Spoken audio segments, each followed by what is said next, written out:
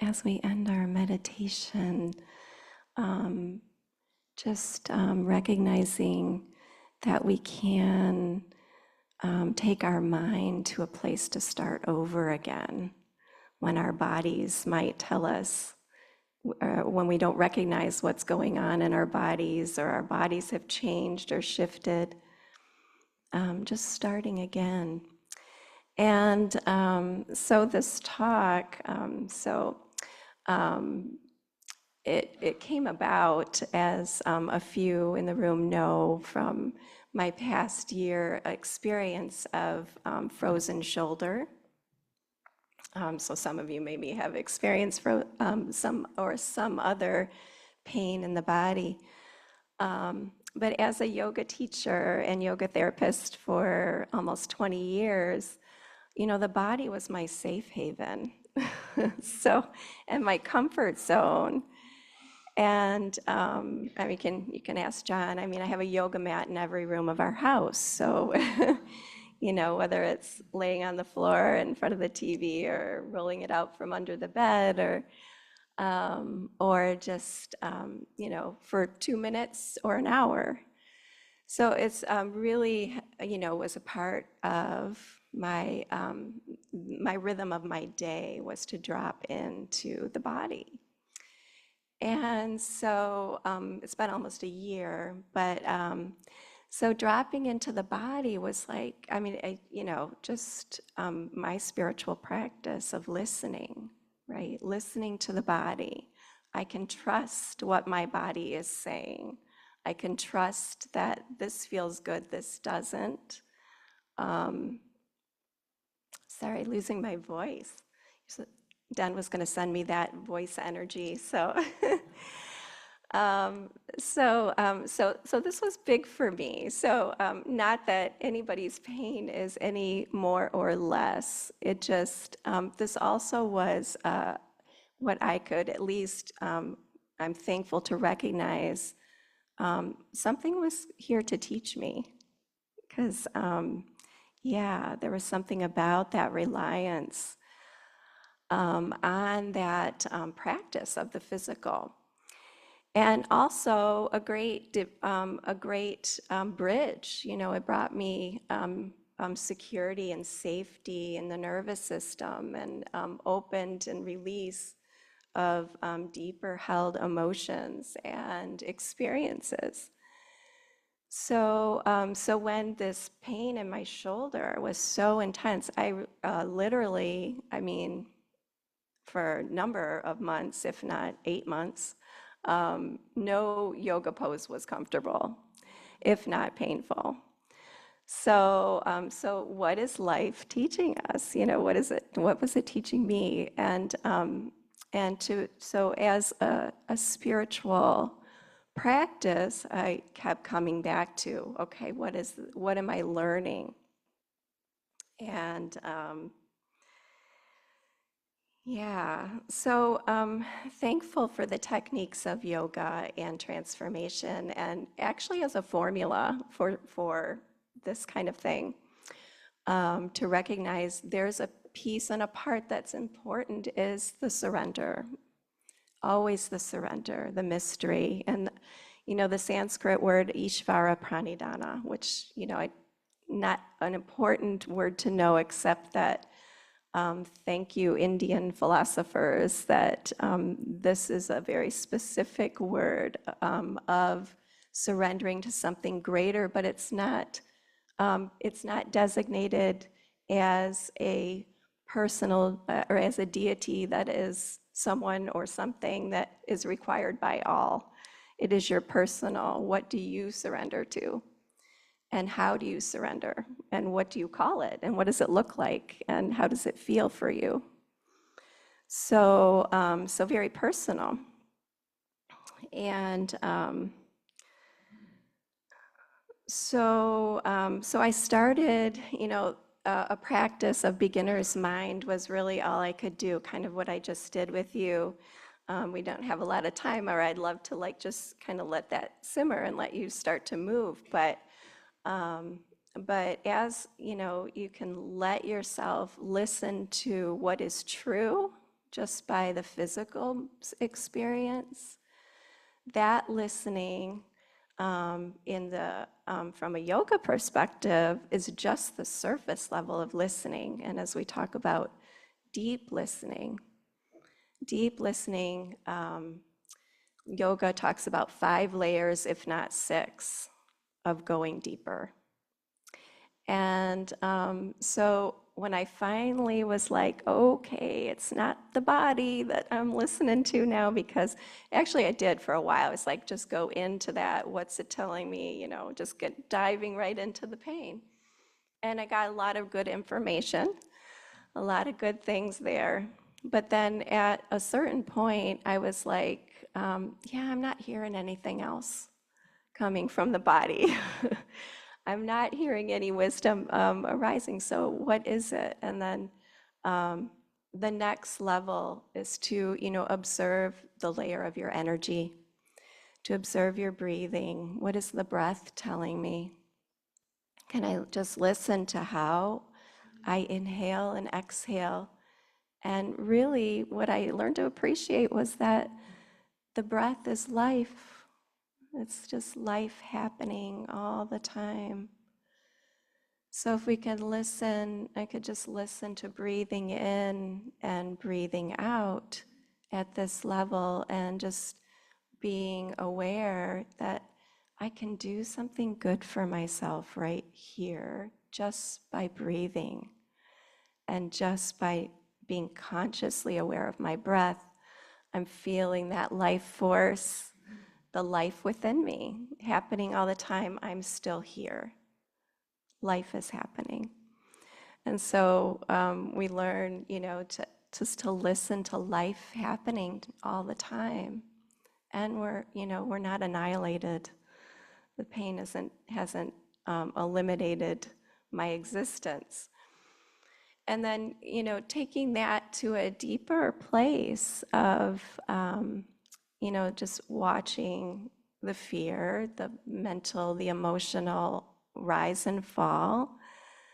This, the past year has been, ask John or my friends who have learned for many months, my first topic of conversation was my shoulder. Like, and I really realized when the first time was where I didn't talk about my shoulder. So not a straight path of listening, but as I went, closed the door to my room, went under the covers, went deep, just letting go, I finally came to a place of, this letting go, there's a point of beyond the body, like what the mystery is beyond this body. And so diving deeper underneath those layers of all the mental and emotional ride, and also the belief system that I am the body, or the belief system that the roles that I play as a yoga teacher or teaching about the body are who I am. I realized, let's let go of those too. Let's let go of the roles that I play in the world, and go deeper under the blankets, close the door, darken the room, and go deeper than that, because there's a lot surrounding that as well, these roles that we play. So, finally, and this was over the whole last year, so no straight shot. But finally, just coming to that place of beyond the body, like, no matter what, the body is dependable and gives us information, and we can listen, and it's important. But there's always a mystery. There's always an uncertainty, and there's always a not knowing. And once that sense of, yeah, let's bring the mystery in. Then I could get back on my yoga mat and say, what brings mystery to the practice of being in our body is curiosity. Can I be curious today? And I talk about this with, because I teach in cardiac rehab, yoga and cardiac rehab, and so just beginning again to come back into and listen to our body is a stepping stone, right, for that deeper sense of wisdom, listening. So the beginner's mind maybe link us to begin again, to listen again. And so let me just check out what I got here. And part of, what this whole process, I think, continued to be as, kind of deepened into those layers of listening. Yoga talks about another layer of what's called the bliss layer of listening. And that's recognizing I'm okay beyond what's happening in my body, in my life, in my mind. I'm okay. There's an essential center that is bliss. And do we connect with that essential center that is bliss? Always, even when, we might have a screaming part of the body or something happening in the world like an election. There is and other ways that we can leave our body and not know how to get back or not remember how to listen. Is to just, the remembrance that there is an essential center that we can come back to. And so that led me to say, okay, this talk I felt like, probably everybody feels this way, is like 100 talks in one. But my journey just kind of led me to, okay, so I'm listening beyond and feeling that space beyond. But we could stay there forever. We can hole up and go there. It's a nice place to be, and feel that expansive, connection. And for some, that is the journey, but I love, and again, I listen to kind of coming suddenly back into my body and recognizing, it's beyond the body, but it's also the body. It's also here. It's me. This is divine, and this is source. And so just to use the kind of the language of more of the Indian philosophy, which, is the yoga philosophy, is, the embodied divine source. It's what we call up to take action, right? It's the goddesses. It's the divine feminine. It's what is divine right here in me, and that I have access to in any moment. We can call up abundance, or we can call up strength, and we can call up and ask for these qualities that put us in action in our bodies and in the world. Because we do have to live in the human body. Be nice to hang out there where it's beyond the body, but and it's important to be there. I think Dave Bell talked about it a couple weeks ago. Just we want to get there. Enlightenment and beyond, and then But I would also bring in, and maybe Kath Wider last week with the Spirit Singing Band, just brought us back into we are so many things, we're so many people, we're everyone, we're everything. And what are we going to do with that? And we can call on our best selves all the time. So, yeah. So calling on our best selves and having courage. I had a lot of quotes and a lot of things to say. Carol read some of Mark Nepo, which he has a book, and I would so recommend it. When I read it, I was like, oh, why should I even do a talk? This guy's got the words to say it all. 7,000 Ways to Listen. And probably many of you have read it. And so good. I mean, his words are spot on of what I experienced. And maybe I just give you a little bit.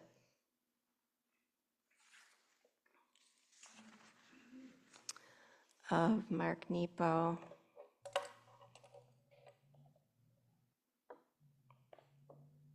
It's a problem with Kindle. I really prefer a paper book.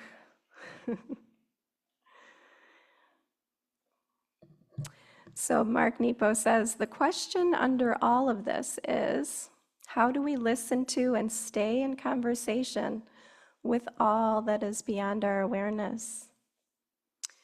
Many aspects of living continually bring us into this conversation. Curiosity, pain, wonder, loss, beauty, truth, confusion, fresh experience, to name a few. The way we think and feel and sense our way into all we don't know is the art of intuition. So, not saying my way is everybody's way at all, but what I feel like and what I'd like to say with the last bit of time is, so what did this lead me into? Like, how has this shifted or changed me to go through this, which I wouldn't want it again, but I wouldn't change it either. It was, an experience of a lot of learning. But what came out of it is, I started going into the woods and going into the forest and really observing how much better I felt connected to nature. And it's like, an unexpected kind of just connection. So really feeling, wow, we all need to appreciate we are nature so that we can save this environment, right? We need to, so I'm like, well, that was yeah, I need to know more. I need to know how to be in nature. But I also feel that where I've got to was that this listening, this intuition, this heart-centered, not knowing, so strengthened by it, just moment to moment, just not knowing and being okay with not knowing, letting go of those tensions, those things that rise in us that hold and grip and create, attachment. Just moment to moment, doesn't matter. Let it go. Just let it go. And we're still. I'm still here. I didn't disappear. Like, can keep letting go and opening to the mystery. is really the result, is just, an ongoing increased connection to, sure, I'll come back into the body, but the mystery is a part. The mystery is the main part, and the letting go. So I didn't read half of what I wrote up here, but I feel like that is probably the main part of what I came to say. So, yeah.